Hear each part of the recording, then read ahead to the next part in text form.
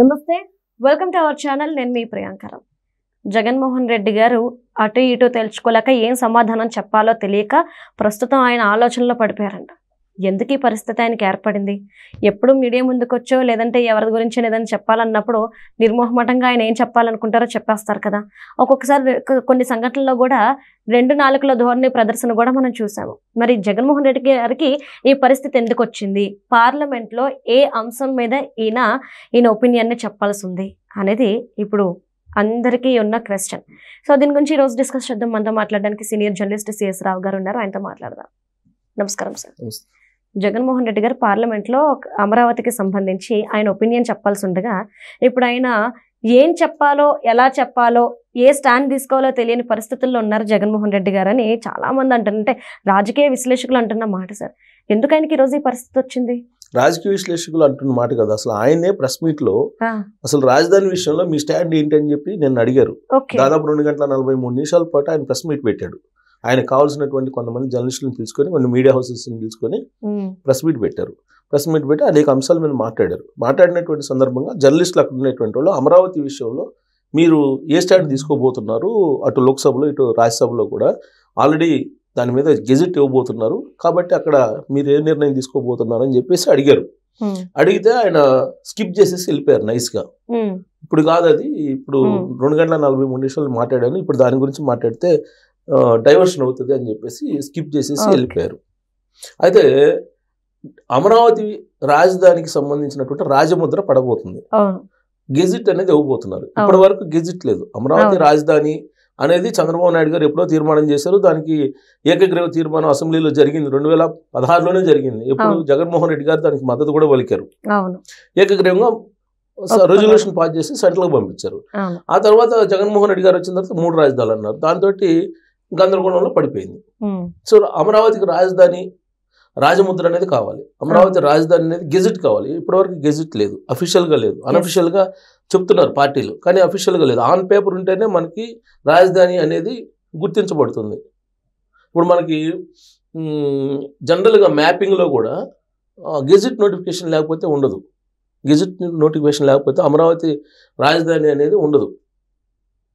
So అలా అందుకే ఇప్పుడు గెజిట్ ఇస్తున్నారు. గెజిట్ ఇచ్చి మ్యాపింగ్ చేస్తారు. గెజిట్ ఇచ్చి మ్యాపింగ్ చేస్తే అప్పుడు అమరావతి ఆంధ్రప్రదేశ్ రాజధాని అనేది రాజముద్ర పడుతుంది. దాని రాజముద్ర పడాలంటే ఏం చేయాలి? ప్రాసెస్ ఏంటి? ఫస్ట్ న్యాయశాఖ క్లియరెన్స్ ఇచ్చేసింది, ఇంతవరకు క్లియర్. ఈ న్యాయశాఖ ఏం చేస్తుంది? న్యాయశాఖ క్లియరెన్స్ ఇస్తూ క్యాబినెట్కి పంపించింది. కేంద్ర క్యాబినెట్ ఆమోదం తీసుకుంది, ఆమోదం పొందుతుంది. ఎందుకంటే కేంద్ర క్యాబినెట్లో ఎన్డీఏ ఉంది కాబట్టి కేంద్ర క్యాబినెట్ ఆమోదం తెలుపుతుంది. దాని ఆమోదం అయిపోయిన తర్వాత ఉభయ సభల్లో ఈ బిల్లుని పెడతారు. ఈ బిల్లుని పెట్టినప్పుడు రాష్ట్రం విడగొట్టేటప్పుడు ఏదైతే చట్టం ఉందో విభజన చట్టం, విభజన చట్టంలో ఉండేటువంటి 15 ఆర్టికల్ నిబంధన 2 ప్రకారం దీన్ని సవరించాలి.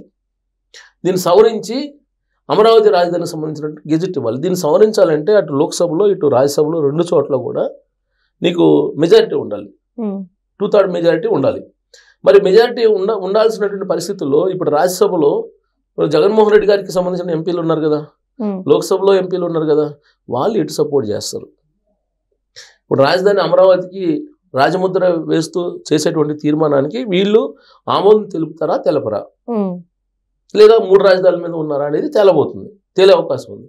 అయితే ఏ నిర్ణయం తీసుకోవాలి అనే దాని మీద వాళ్ళలో అస్పష్టత అయితే ఉంది. స్పష్టత ఉన్నట్టయితే కనుక జగన్మోహన్ రెడ్డి గారు ప్రెస్ మీట్లో నిర్ణయం చెప్పుండేవాళ్ళు. అంటే సార్ ఒక ప్రశ్న, ఫస్ట్ ఆయన ఏమన్నారు? అమరావతిలో ఒప్పుకున్నారు రాజధాని, తర్వాత 3 రాజధానులు అన్నాడు. తర్వాత ఇప్పుడు 3 రాజధానులు అనే స్టాండ్ తీసుకున్నారు. మళ్ళీ అమరావతి రాజధాని అని వాళ్ళ నాయకులు ఒప్పుకుంటున్నారు, ఈయన తిరస్కరిస్తూ వస్తున్నారు, అంటే దాటవేసే ప్రయత్నం చేస్తున్నారు. ఒకవేళ ఇప్పుడు పార్లమెంట్లో వాయిస్ వినిపించాల్సి వచ్చినప్పుడు అమరావతి రాజధానిగా నేను అంగీకరిస్తున్నాను అని చెప్తే జగన్మోహన్ రెడ్డి గారి సిచ్యువేషన్ ఏమవుతుంది, ఎలా ఉంటుంది ఫ్యూచర్? ఇప్పుడు అక్కడ రాజ్యసభ లోక్సభలో వాళ్ళు ఎలా వ్యవహరిస్తారు అనేది ఇప్పుడు ఆసక్తికరమైన అంశం. దానికంటే ముందు అంబటరాంబాబు గారు నిన్న కాక మొన్న 3 రోజుల నాడు ఏమన్నాడు అమరావతి గురించి? అంత రాజధాని ఎందుకు అవసరం ఉందా, కర్మ కాకపోతే అని చెప్పి ఏదో అన్నారు. అంతకుముందు సజ్జల రామకృష్ణారెడ్డి గారు అమరావతి గురించి మాట్లాడారు. సో అమరావతి మీద వాళ్ళకి ఇవాళకి కూడా వ్యతిరేకమైనటువంటి అభిప్రాయం ఉంది. దాన్ని ఏదో ఒక విధంగా అడ్డుకోవాలి, ఏదో ఒక విధంగా ఆపాలి అనేటువంటి అభిప్రాయం వాళ్ళకు ఉంది. ఇప్పుడు వాళ్ళు ఆపేస్తే ఆగిపోద్దా సార్? పరిస్థితి లేదు. అందుకే సంఘట స్థితిలో పడ్డారు. ఇప్పుడు ఇప్పుడు కుడితిలో పడ్డ ఎలిక అంటారు కదా సామెత, కుడితిలో పడ్డ ఎలిక టైప్ లో అయిపోయింది వైఎస్ఆర్ కాంగ్రెస్ పార్టీ పరిస్థితి అమరావతి విషయంలో. ఇప్పుడు అక్కడ ఎవరు పెడతారు ప్రపోజల్, ఎవరు పెడతారు? అమరావతి రాజధానికి సంబంధించిన గెజెట్ ఇవ్వాలని చెప్పేసి, సవరణ చేయాలని చెప్పి ఎవరు పెడతారు? అమిత్ షా, నరేంద్ర మోడీ గారు ఆధ్వర్యంలో ఉన్నట్టు ఎన్డీఏ ప్రభుత్వం పెడుతుంది. దాన్ని వ్యతిరేకించేటువంటి ధైర్యం జగన్మోహన్ రెడ్డి గారికి వైఎస్ఆర్ కాంగ్రెస్ పార్టీకి ఉందా? మామూలుగానే అడగకుండానే సపోర్ట్ చేస్తున్నారు. ఉపరాష్ట్రపతి విషయంలో మనం చూసాం కదా, రాధాకృష్ణన్ గారిని ఎంపిక చేసుకునే టైంలో అడగకుండానే మేము బేషరతుగా మద్దతు ఇస్తామని చెప్పేసి బీజేపీ అభ్యర్థికి మద్దతు ఇచ్చారు కదా.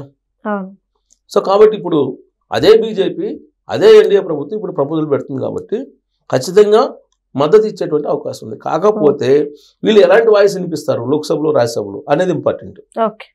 అనివార్యంగా వీళ్ళు సపోర్ట్ చేయాల్సిందే. సపోర్ట్ చేయకపోతే ఏమవుతుందో వాళ్ళకి తెలుసు. సో అనివార్యంగా సపోర్ట్ చేస్తారు. కాబట్టి సపోర్ట్ చేసేటప్పుడు వాయిస్ వినిపిస్తారు. వాళ్ళు ఏం వాయిస్ వినిపిస్తారు అనేది చాలా ఇంపార్టెంట్. ఎందుకు ఇంపార్టెంట్ అంటే ఇప్పుడు ఆల్రెడీ కేసు జగన్మోహన్ రెడ్డి గారు ఉన్నప్పుడు 3 రాజధానులు సుప్రీంకోర్టులో ఉంది. 3 రాజధానులకు సంబంధించి హైకోర్టులో ఆంధ్రప్రదేశ్ హైకోర్టు చాలా క్లియర్గా ఇచ్చింది. 3 రాజధానులు కాదు, సిఆర్డీఏ తోటి రైతులు ఒప్పందం జరిగింది. సిఆర్డీఏకి రైతులకు మధ్య జరిగినటువంటి ఒప్పందం ఏదైతే ఉందో ఆ ఒప్పందం మేరకు రాజధాని నిర్మించి వాళ్ళకి ఇవ్వండి. ఆ డిజైన్లు కూడా ఉన్నాయి, దాని ప్రకారం మీరు ఇవ్వండి. సింగపూర్ కన్సార్టియంస్ తోటి ఒప్పందాలు కుదుర్చుకున్నారు. ఆ విధంగా మేము రాజధాని నిర్మిస్తామని చెప్తేనే వాళ్ళు ల్యాండ్స్ ఇచ్చారు. కాబట్టి మీరు వాళ్ళకి ఆ విధంగా నిర్మించి ఇవ్వండి అని చెప్పి గడువు పెట్టింది ఆ రోజు ఉన్నటువంటి జగన్మోహన్ రెడ్డి గారి ప్రభుత్వానికి. దాన్ని సవాల్ చేస్తూ సుప్రీంకోర్టులో వీళ్ళు పిటిషన్ వేసింది. ఆ రోజు ఉన్నటువంటి జగన్మోహన్ రెడ్డి గారి గవర్నమెంట్ సుప్రీంకోర్టులో పిటిషన్ వేశారు. ఇవాళ కూడా అది ఉంది, పెండింగ్లో ఉంది. ఇవాళ కూడా పెండింగ్లో ఉంది అది. సో ఇలాంటి పరిస్థితుల్లో వాళ్ళు లోక్సభ అలాగే రాజ్యసభలో ఏం చెప్తారు? అమరావతి మా రాజధాని, అమరావతి రాజధానికి మేము ఒప్పుకుంటున్నాము బేషరతుగా అని చెప్పి చెప్తారా? లేదంటే ఇది సుప్రీంకోర్టులో ఉంది, సుప్రీంకోర్టులో తేలిన తర్వాత మీరు దీన్ని నిర్ణయం తీసుకోండి అని చెప్తారా? అసలు ముందుగా 2024లో ఎలక్షన్ జరిగినట్టు సందర్భంగా 3 రాజధానులు వర్సెస్ అమరావతి రాజధాని కదా, ఈ కాన్సెప్ట్ తోటి జరిగింది ఎలక్షన్. మొత్తం ఆంధ్రప్రదేశ్ లో ఉండేటువంటి సమాజం కానీ, ఆంధ్రప్రదేశ్ లో ఉండేటువంటి ఓటర్లు కానీ ఏం తెలిసారు? అమరావతి రాజధాని మాకు ఏకైక రాజధాని ఆంధ్రప్రదేశ్కి అని తేల్చారు. అటు రాయలసీమ, ఇటు ఉత్తరాంధ్ర, అందరూ కోస్తాంధ్ర అందరూ కలిసి.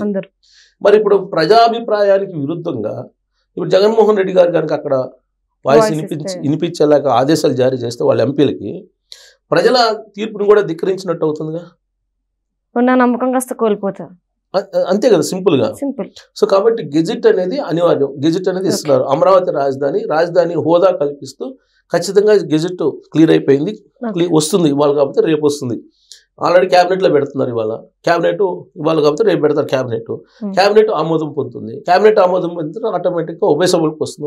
ఉభయ సభల్లో దాన్ని సవరణ చేస్తారు, చట్ట సవరణ చేసి దాన్ని రాజధాని హోదా కల్పిస్తూ అమరావతికి జీవో ఇస్తారు.